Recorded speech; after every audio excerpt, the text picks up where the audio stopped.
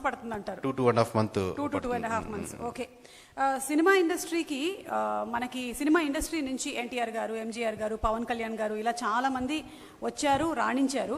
ఇక ఫ్యూచర్లో ఫలానా వాళ్ళు వస్తే రాణించేటువంటి అవకాశం ఉంది, ఇలాంటి సర్వేలు కూడా ఏమైనా కండక్ట్ చేస్తారా? షూర్ అండి. అంటే మీకు తర్వాత ఇన్ డీటెయిల్ ఎక్స్ప్లెయిన్ చేస్తాను. మీరు అడిగారు కాబట్టి ఈ పాయింట్ మధ్యలో ఇంక్లూడ్ చేస్తున్నాను. ఇప్పుడు లేటెస్ట్గా మేము చేసిన కన్సల్టేషన్ సర్వేలో మీరు అడుగుతున్నారు కాబట్టి ఎవరైతే కూటమి తరపున నాయకుడు బాగుంటారు అని అడుగాను అనుకోండి. దాంట్లో సిబిఎన్ గారు ఉంటారు, పవన్ కళ్యాణ్ గారు ఉంటారు, లోకేష్ గారు ఉంటారు, పురంధేశ్వరి గారు ఉంటారు, అందరూ ఉన్నారు.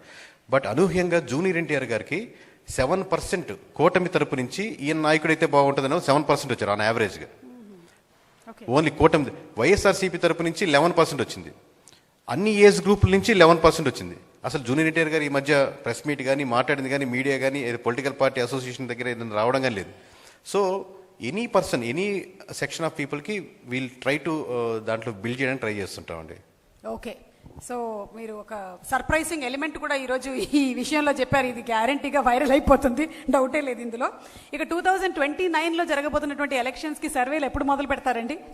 ఇది ఇప్పుడు మేము చేస్తున్నాం కదండి. ఇప్పుడు 12th రిలీజ్ చేసిన తర్వాత లెట్స్ సే ఒక ఎమ్మెల్యే గారు రిపోర్ట్ చూసి చాలా బాగా నచ్చింది అనుకోండి, మీరు ప్రైమ్ నెట్ఫ్లిక్స్ చూస్తారనుకుంటాను.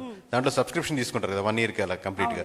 సో దీంట్లో also they can go for subscription. నాకు ఎవ్రీ ఆల్టర్నేటివ్ మంత్కి ఈ విధంగా రిపోర్ట్ కావాలి అని వాళ్ళు they can go for subscription అండి.